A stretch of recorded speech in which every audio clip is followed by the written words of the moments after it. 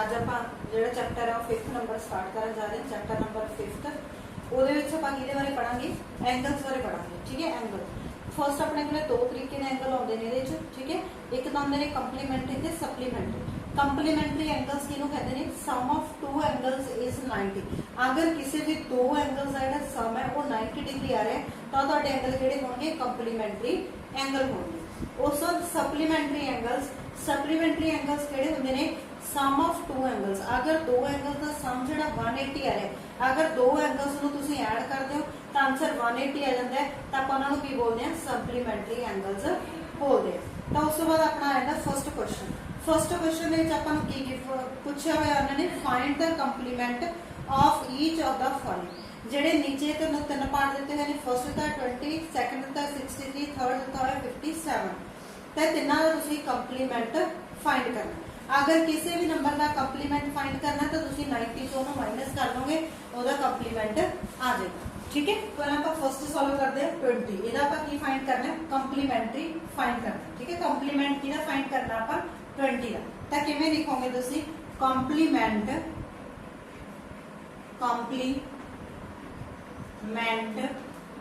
Of 20 किहदे equal आएगा, is equal to 90 minus 20। 90 क्यों करे, क्योंकि आपां नूं पता है जदों एंगल कंप्लीमेंटरी हुंदे उन्हां दा सम की हुंदा है 90 डिग्री। ठीक है, 90 माइनस 20 कितना आ गया, 70 डिग्री। क्लियर। नेक्स्ट है 63। ता same complement of 63 degree is equal to 90 minus 63। 90 ਦੇ ਵਿੱਚੋਂ 63 ਨੂੰ ਤੁਸੀਂ ਮਾਈਨਸ ਕਰ ਦਿਓ, 90 ਦੇ ਵਿੱਚੋਂ 63 ਨੂੰ ਤੁਸੀਂ ਮਾਈਨਸ ਕਰੋਗੇ ਤਾਂ ਕਿੰਨਾ ਆਏਗਾ, 27 degree. Next third part, third is किस का फाइंड करना है तुसी, 53 का।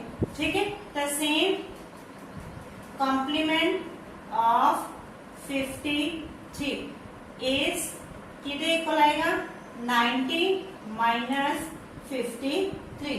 90 ਦੇ ਵਿੱਚੋਂ 53 ਮਾਈਨਸ ਕਰੋਗੇ ਤਾਂ ਕਿੰਨਾ ਆ ਜਾਏਗਾ, 37।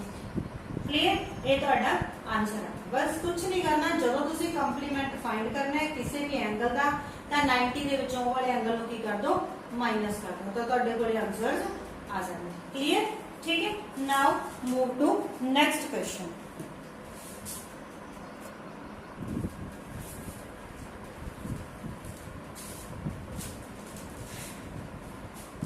नेक्स्ट आप फाइंड करना है सप्लीमेंट।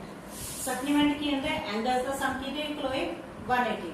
ठीक है, हुण तुसीं सप्लीमेंट फाइंड करना, जदों भी सप्लीमेंट फाइंड करना है तो जिहड़े भी एंगल का सप्लीमेंट फाइंड करना है उहनूं 180 चों माइनस कर दोगे।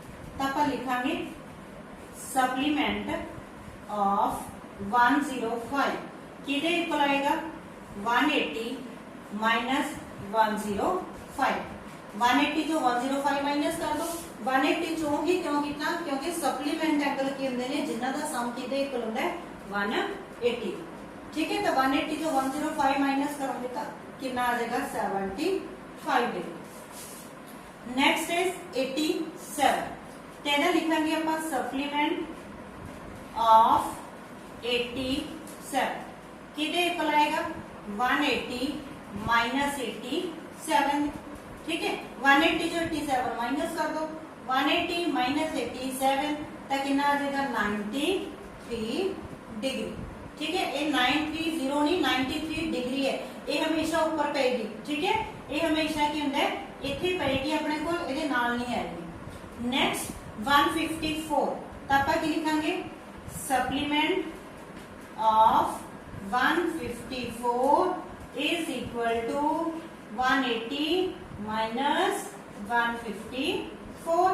माइनस कर दो 180 में से 154, तो माइनस करोगे तो क्या आएगा, 10 माइनस 4 6, 7 माइनस 5 2, 26 डिग्री। क्लियर। जदों भी सप्लीमेंट फाइंड करना है तो जिहदा सप्लीमेंट फाइंड करना है उन्होंने तुसीं की करोगे, 180 चों माइनस कर दोगे, तुहाडे कोल उहदा सप्लीमेंट आ जाएगा। Clear. Now go to next question.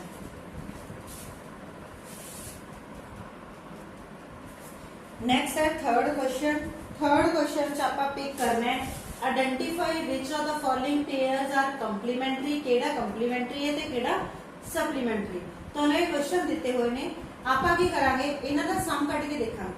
अगर दो एंगल जिहड़े तुहानूं गिवन ने उन्हां नूं प्लस करन ते 180 आ जाए तो सप्लीमेंट्री होएगा, अगर उन्हां नूं प्लस करन ते 90 आ जाए तो की होएगा कंप्लीमेंट्री होएगा।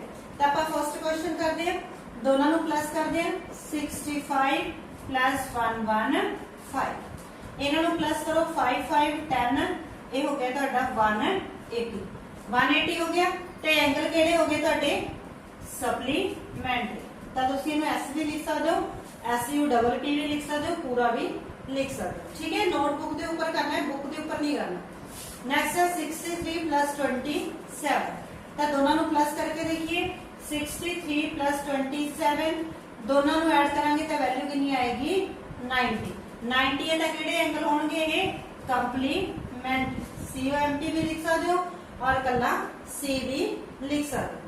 नेक्स्ट है 1112 प्लस 68, दोनों नूं प्लस कर लो, चेक करो दोनों नूं प्लस करते अपन वैसे भी पता है एक एंगल 100 तो ज्यादा है तो दोनों का सम 180 ही होएगा ना, कंप्लीमेंट्री तो होंगे नहीं। दोनों नूं प्लस किया 180 ते तुहाडे की हो गए कंप्लीमेंट्री एंगल्स हो गए। क्लियर, 3 पार्ट्स हो गए। नेक्स्ट वाले 3 पार्ट्स अपन कर देंगे।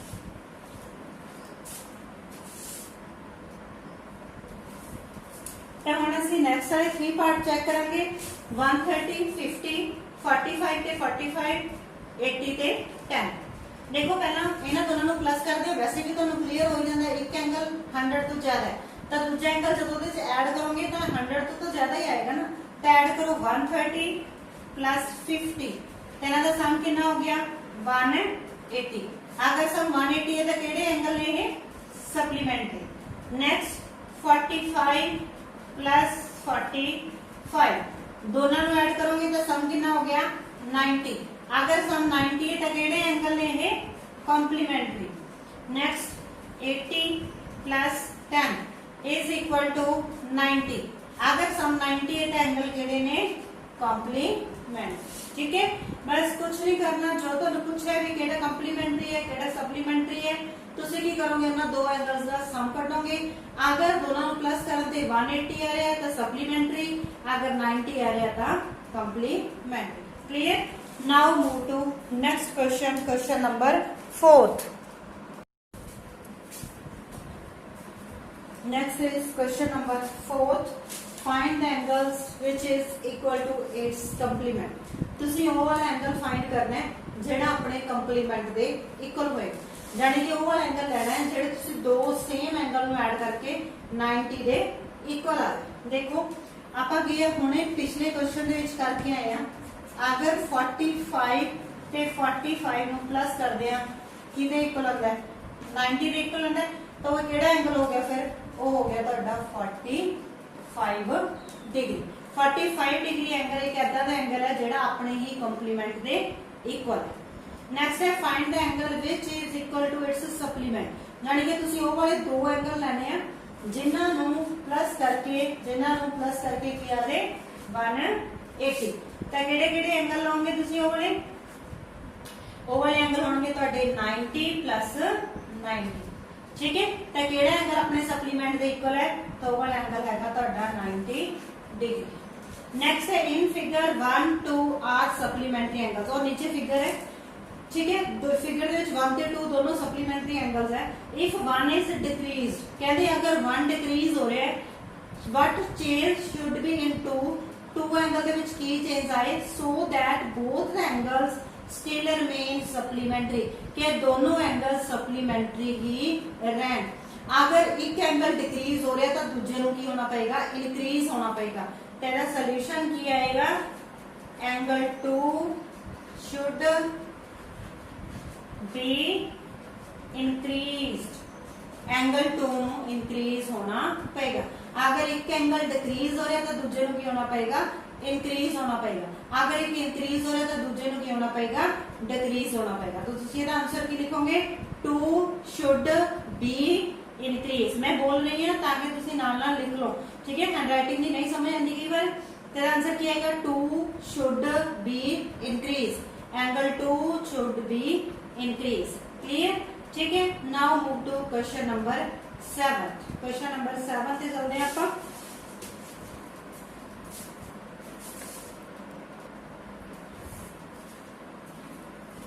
तो हम आप नेक्स्ट क्वेश्चन करते हैं, क्वेश्चन नंबर 7।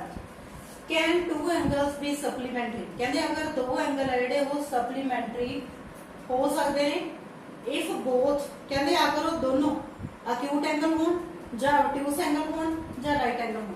अक्यूट तुहानू पता 90 तो घट होंदा, अगर तुसी 2 एंगल 90 तो लैस लैने हो उन्हां दा सम करके देखो कि वो सप्लीमेंटरी बनदा। अगर मैं एक 70 ले लिया, एक 80 ले लिया, दोनों को प्लस किया, कितना बन गया, 150 बन गया। 150 बन गया दोनों का प्लस, ठीक है। दोनों का प्लस की बन गया 150। ये समझाने वास्ते करवा रही है, नोटबुक पे नहीं करना। 150 बन गया कि ये 150 सप्लीमेंटरी है नहीं, तो ये अपनी ऑप्शन होगी गलत। सेकंड ऑप्शन की है तुहाडे कोल ऑब्ट्यूस, दोनों 90 तो ग्रेटर ले लो। दोनों 90 तो ग्रेटर, अगर मैं एक 100 ते दूजा भी 100 ले ला तो वैल्यू कितनी आ जाएगी मेरे को, 200। दोनों 90 तो ग्रेटर है, कोई भी 2 एंगल तुसी 90 तो ग्रेटर ले लो, चाहे 91 ते 91 ही ले लो, वो भी कितना आएगा, 182 आएगा। बट सप्लीमेंटरी कितना होता है, 182, तो ये भी तुहाडा की हो गया, रॉन्ग हो गया, ठीक है। तो नेक्स्ट तुसी देखो हुण, नेक्स्ट आ गए दोनों राइट एंगल। अगर दोनों राइट एंगल है, अगर दोनों राइट एंगल है, इट मीन दोनों की ने 90 दे ने ना, अगर 90 को ऐड करोगे तो कितना आएगा, 180। तो ये वाली ऑप्शन तुहाडी की है, करेक्ट है। ये तुसी बुक ते कर लियो, ठीक है, नोटबुक पे करने की जरूरत नहीं है। नेक्स्ट है an angle is greater than 45, अगर कोई भी एंगल 45 तो ग्रेटर है इज इट्स कंप्लीमेंट्री एंगल। तो कहते हैं जेड़ा कंप्लीमेंट्री एंगल है वो की हो गया, ग्रेटर देन 45, ग्रेटर देन 45 होएगा, या इक्वल टू 45 होएगा, या लेस देन 45 होएगा। आप हुणे चौथा क्वेश्चन, फोर्थ क्वेश्चन कीता सी। फोर्थ क्वेश्चन विच की सी, एंगल जिहदा कंप्लीमेंट्री ओदे इक्वल है वो सीगा 45।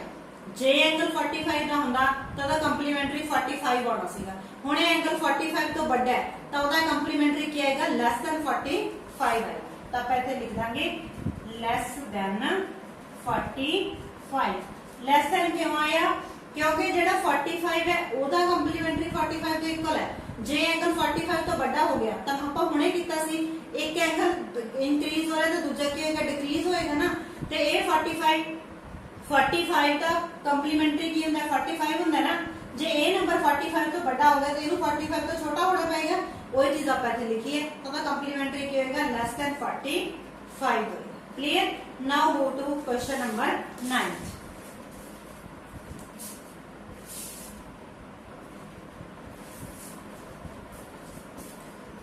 तो हम आप नेक्स्ट कर रहे हैं क्वेश्चन नंबर 9। इतने मैं इन्होंने आंसर लिखूंगी, सारे पार्ट से नीचे में लिखे क्वेश्चन, ठीक है। इज 1 एडजेसेंट टू एंगल 2, कहते कि 1 ते 2, ए वाले तो 1 2 3 4 5 ये एंगल दिते हुए ने सारे, ठीक है। अब चेक करना है 1 ते 2 एडजेसेंट है या नहीं। एडजेसेंट एंगल किहड़े हुंदे ने, मान लो एक एंगल इत्थे बन गया, एक ओदे नाल बन गया, ये दोनों की ने एडजेसेंट ने, एक दूसरे दे नाल नाल। देखो ये 1 है ते 2 है, ठीक है। 1 ते 2 नाल नाल बने हुए, पहला 1 ओदे नाल ही की आ गया, 2 आ गया, तो पहले का आंसर की आ जाएगा, yes. Is AOC adjacent to AOE, पहले ਆਪਾਂ चेक करते हैं AOC केड़ा एंगल है, AOC आ वाला एंगल है ना, आ वाला बन गया। एडजेसेंट टू AOE, AOE ए वाला, ए एडजेसेंट नहीं है कि क्यों, क्योंकि जेड़ा AOE है उन्होंने AOC नु ओवरलैप कर रहे हैं। तेरा आंसर क्या आएगा, नो। क्यों नो आ गया, क्योंकि जेड़ा AOE है वो AOC नु की कर रहे हैं, ओवरलैप कर रहे हैं। नेक्स्ट है do COE, COE, COE, C तो O तक, O तो C तक, ए वाला एंगल, ठीक है, ए वाला एंगल। दूसरा केड़ा EOD, EOD आ वाला एंगल पूरा। ये किने लीनियर पेयर बनाते ने, देखो इथों लेके इथों तक आप एक लाइन है, ये ते आ एंगल बन गया। जेड़ा लाइन ते एंगल बनदा हुंदा है वो की हुंदा 180 हुंदा है, लीनियर पेयर बोलदे ने। तो थर्ड दा आंसर की आ गया, यस। फोर्थ आर BOD ते DOC, सॉरी DOA, BOD ते DOA, BOD आ वाला, DOA आ वाला, ये दोनों सप्लीमेंट है कि नहीं। देखो ये दोनों इन्हां दा सम कितना बन रहा है लीनियर पेयर है लीनियर दा सम कितना होंदा 180 होंदा है जे 180 है तो की होणगे सप्लीमेंट होणगे तो ਇਹਦਾ यस आ गया 1 is vertically opposite to 4 1 is vertically opposite to 4 ਜਿਹੜੇ एंगल ਐਵੇਂ क्रॉस ਦੇ ਵਿੱਚ ਬਣ ਰਹੇ ਨੇ देखो ਜਿਹੜਾ 1 ਤੇ 4 ਆ ਦੋਨੋਂ क्रॉस ਦੇ ਵਿੱਚ ਬਣ ਰਹੇ ਨੇ ਤਾਂ ਉਹਨਾਂ ਨੂੰ ਆਪਾਂ ਕੀ ਬੋਲਾਂਗੇ vertically opposite ਬੋਲਾਂਗੇ तो ਇਹਦਾ ਆ ਗਿਆ yes what is vertically opposite to 5 ਇਧਰੋਂ ਦੇਖੋ ਇਹ क्रॉस है क्रॉस ਦੇ ਵਿੱਚ ਇਧਰੋਂ 5 ਬਣ ਰਿਹਾ ਉਧਰੋਂ ਆ ਬਣ ਰਿਹਾ ਇਹਦੇ ਵਿੱਚ ਕਿਹੜੇ ਕਿਹੜੇ ਐਂਗਲ ਆ ਰਹੇ ਨੇ 2 ਤੇ 3 ਇਹਦਾ ਆਨਸਰ ਕੀ ਆਏਗਾ angle 2 plus angle 3 clear angle 2 plus angle 3 ये ना आंसर आ जाएगा क्लियर ठीक है now move to next question number 10 ठीक है नेक्स्ट है अपना question number 10 indicate which pair of angles are vertically opposite ਕਿਹੜੇ ਇਹਨਾਂ ਦੇ ਵਿੱਚੋਂ vertically opposite ਦੇ ਸਾਰੇ ਥੋੜੇ ਜਿਹੇ ਰੰਗ ਪੈ ਗਏ ठीक है opposite ਤੇ ਦੂਸਰਾ ਹੈਗਾ ਲੀਨੀਅਰ ਪੇਅਰ ਜਿਹੜੇ ਇੱਕ ਲਾਈਨ ਤੇ ਬਣਨਗੇ vertically opposite ਕਿਹੜੇ ਸੀਗੇ ਜਿਹੜੇ ਇਹਦਾ ਕ੍ਰਾਸ ਦੇ ਵਿੱਚ ਬਣਦੇ ਨੇ AB ਤੇ AB ਇਹ ਸਾਰੇ vertically opposite ਹੁੰਦੇ ਨੇ vertically opposite ਚੈੱਕ ਕਰੋ ਇੱਕ ਲਾਈਨ ਇਹ ਗਈ ਇੱਕ ਲਾਈਨ ਇਹ ਆਈ ਇਹਨੇ ਕ੍ਰਾਸ ਬਣਾਇਆ ਇਧਰੋਂ 1 ਤੇ ਇਧਰੋਂ 4 ਤਾਂ ਤੁਸੀਂ ਕੀ ਲਿਖ ਸਕਦੇ ਹੋ ਇੱਕ ਪੇਅਰ ਤਾਂ ਹੋ ਗਿਆ 1 ਤੇ 4 नेक्स्ट पेयर ए पेयर मेरा इनके कंप्लीट हो गया नेक्स्ट ए लाइन आई इधरों ए वाला एंगल ਇਹਦੇ opposite ਕਿਹੜੇ ਐਂਗਲ ਹੋ ਗਏ ਇਹ ਵਾਲੇ ਦੋਨੋਂ ਇਹਨੂੰ ਕਿਵੇਂ ਲਿਖੋਗੇ ਐਂਗਲ 5 ਤੇ some of angle 2 and angle 3 ਠੀਕ ਹੈ ਹੋਰ ਦੇਖ ਲਓ ਹੋਰ ਕੋਈ ਵੀ ਵਰਟੀਕਲ opposite ਤੁਹਾਡੇ ਕੋਲੇ ਨਹੀਂ ਬਣ ਰਿਹਾ ਨੈਕਸਟ ਕੀ ਹੈ ਨੈਕਸਟ ਹੈ ਲੀਨੀਅਰ ਪੇਅਰ ਜਿਹੜੇ ਇੱਕ ਲਾਈਨ ਤੇ ਬਣਦੇ ਨੇ ਦੇਖੋ ਆਹ ਦੋਨੋਂ 5 ਤੇ 4 ਇਹਨਾਂ ਦਾ 180 ਬਣ ਰਿਹਾ ਨੇ ਇੱਕੋ ਲਾਈਨ ਤੇ ਬਣ ਰਹੇ ਨੇ एंगल 5 ਤੇ एंगल 4 ਇੱਕ ਪੇਅਰ ਮੇਰਾ ਕੰਪਲੀਟ ਹੋ ਗਿਆ ਨੈਕਸਟ ਪੇਅਰ ਮੈਂ ਅਗਲੀ ਲਾਈਨ 'ਚ ਲਿਖੂੰਗੀ ਨੈਕਸਟ ਚੈੱਕ ਕਰੋ ਇਧਰੋਂ 1 ਤੇ 5 ਇਹ ਵੀ ਤਾਂ ਲੀਨੀਅਰ ਪੇਅਰ ਬਣ ਰਹੇ